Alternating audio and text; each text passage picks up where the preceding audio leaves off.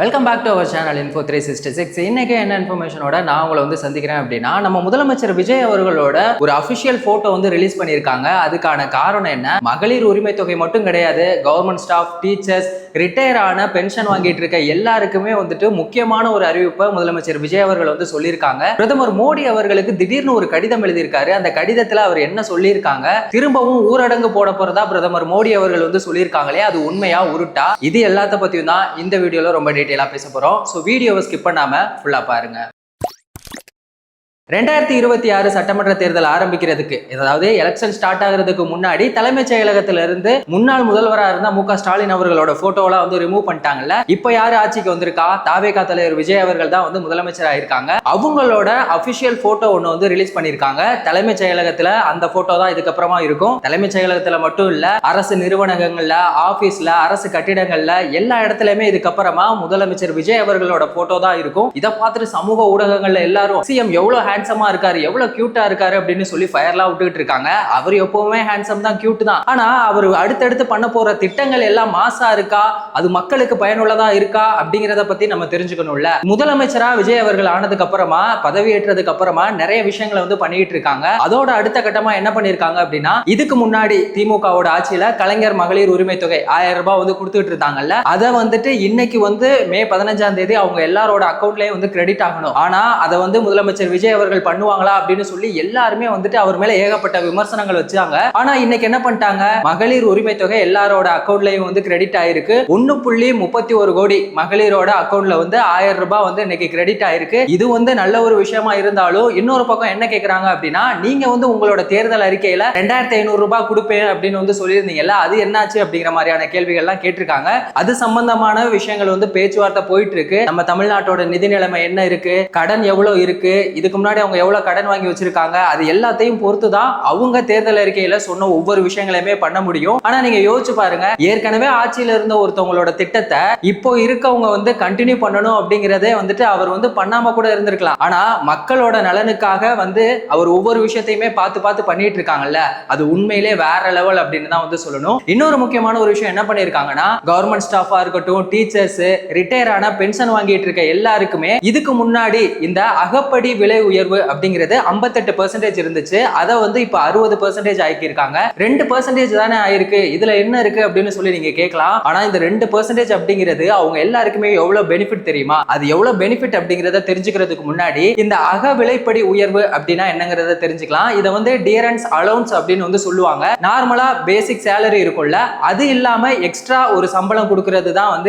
இந்த அக விலைப்படி உயர்வு. இது எதுக்காக அப்படின்னா, நம்ம நாட்டுல இப்ப திடீர்னு விலைவாசி உயர்வு ஏற்பட்டுருச்சுன்னு வைங்களேன். ஒரு எக்ஸாம்பிளுக்கு சொல்றேன், இப்போ 10 ரூபாய் விற்கிற டீ இப்போ 12 ரூபாய் 15 ரூபாய் இந்த மாதிரி ஆயிடுச்சுன்னா, அந்த சுச்சுவேஷனை சமாளிக்கிறதுக்காக இந்த கவர்மெண்ட் ஸ்டாஃப், டீச்சர்ஸ், ரிட்டையரா இருக்க பென்ஷன் வாங்கியிருக்க எல்லாருக்குமே கூடுதலா சம்பளம் கொடுப்பாங்க. அதுதான் இந்த அக விலைப்படி உயர்வு. இப்போ எக்ஸாம்பிளுக்கு ஒருத்தவங்க கவர்மெண்ட் ஸ்டாஃப் 20,000 ரூபாய் வாங்குறாங்க அப்படின்னு வைங்களேன். இப்போ 2% அதிகமா இருக்கு அப்படின்னா மாசத்துக்கு அவங்களுக்கு 400 ரூபாய் கிடைக்கும். இப்போ இதுவே ஒரு 50,000 வாங்குறவங்களா இருந்தாங்கன்னா அவங்களுக்கு மாசத்துக்கு 1000 ரூபாய் கிடைக்கும். 1 லட்சம் வாங்குறாங்கன்னா அவங்களுக்கு 2% அப்படிங்கும் போது அது 2000 ஆகும். அப்போ அது எவ்வளவு பெனிஃபிட்ஸா இருக்கும் அவங்க எல்லாருக்குமே. இது ரொம்பவே நல்ல ஒரு விஷயம் அப்படின்னு சொல்லிட்டு சமூக ஊடகங்கள்ல எல்லாருமே முதலமைச்சர் விஜய் அவர்களுக்கு ஆதரவா பேசிட்டு இருக்காங்க. சரி, ஓகே, இந்த விவசாயிகளுக்காக அவர் என்னதான் பண்ண போறாரு அப்படிங்கிறது எல்லாருமே கேள்வி கேட்டுட்டு இருந்தாங்க. இப்ப பிரதமர் மோடி அவர்களுக்கு நம்ம முதலமைச்சர் விஜய் அவர்கள் என்ன பண்ணிருக்காங்க, ஒரு கடிதம் போட்டிருக்காங்க. அந்த கடிதத்துல அவர் சொல்லியிருக்க விஷயம் என்ன அப்படின்னு பாத்தீங்கன்னா, ஒரு கண்டி லாஸ்ட் 2 மந்தா பருத்தியோட விலை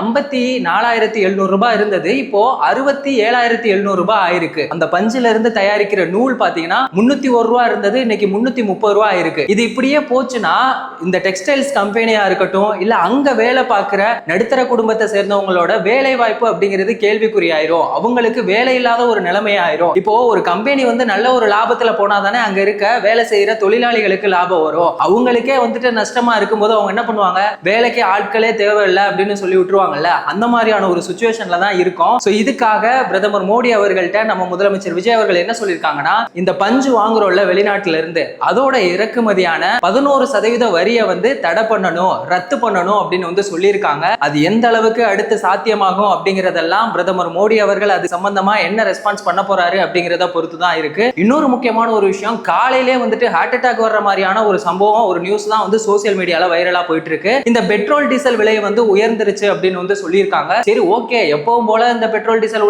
உயர்வு அப்படின்னு சொல்லி நியூஸ்ல போடுறது வழக்கம் தானே அப்படின்னு சொல்லி நினைச்சா, உண்மையிலேயே பெட்ரோல் டீசல் விலையெல்லாம் வந்து ஏத்திட்டாங்க. இதுக்கு முன்னாடி பெட்ரோலோட விலை 100 ரூபாய் இருந்தது, இப்ப 103 ரூபாய் ஆயிருச்சு. டீசல் 92 ரூபாய் இருந்தது, 95 ரூபாய் ஆயிருச்சு. என்னடா அது 3 ரூபாய் தானே, இதுல என்ன ஆக போகுது அப்படின்னு சொல்லி நம்ம சாதாரணமா நினைக்க கூடாது. யோசிச்சு பாருங்க, இப்போ லாரிக்கு எல்லாத்துக்குமே வந்துட்டு டீசல் தான் முக்கியமான ஒரு விஷயமா இருக்கு. இப்போ டீசலோட விலை அதிகமாகும் போது லாரியில ஏத்திட்டு வர்ற காய்கறிக்கான அந்த வாடகையை வந்து அவங்க அதிகப்படுத்துவாங்க. அடுத்து கடையில என்ன பண்ணுவாங்க, இந்த காய்கறியோட விலையை வந்து அதிகமாக்குவாங்க. அப்போ இந்த பெட்ரோல் டீசல் விலை, இந்த எரிபொருள் தட்டுப்பாடு, இது எல்லாத்தினாலையும் நம்மளோட விலைவாசி அப்படிங்கிறது தாறுமாறா ஏறிடும் அப்படின்னு சொல்லிட்டு மக்கள் எல்லாருமே இப்போ ரொம்பவே கவலையில இருக்காங்க. இது சம்பந்தமா மத்திய அரசு என்ன மாதிரியான நடவடிக்கைகள்லாம் எடுக்க போறாங்க அப்படிங்கிறது தெரியல. அமெரிக்க அதிபர் ட்ரம்ப் அவர்கள் இந்த அமெரிக்கா, ஈரான், இஸ்ரேல்ல நடந்துகிட்டு இருக்குல்ல அந்த போர், அதுதான் வந்து எல்லாத்துக்குமே மூல காரணமா இருக்கு. அவங்களோட அந்த போர் நிறுத்தம், அடுத்து அது சம்பந்தமா அவங்க என்ன நடவடிக்கை எடுக்க போறாங்க, இது எல்லாத்தையும் பொறுத்துதான் நம்மளோட வாழ்வாதாரம் அப்படிங்கிறதே இருக்கு. சோ பொறுத்திருந்து பார்ப்போம் என்ன பண்ண போறாங்க அப்படின்னு சொல்லிட்டு. இதுக்கு முன்னாடி பிரதமர் மோடி அவர்கள் வந்து என்ன சொல்லியிருந்தாங்க, ஒரு வருஷத்துக்கு தங்கம் வாங்காதீங்க அப்படின்னு வந்து சொல்லியிருந்தாங்க. பப்ளிக் டிரான்ஸ்போர்ட்லாம் அதிகமா வந்து யூஸ் பண்ணணும் அப்படின்னு வந்து சொல்லியிருந்தாங்கல்ல. இது வந்து ஊரடங்கு போடுறதுக்கான ஏதாவது பக்காவா பிளானா அப்படின்னு சொல்லி எல்லாருமே வந்து பேசிட்டு இருந்தாங்க.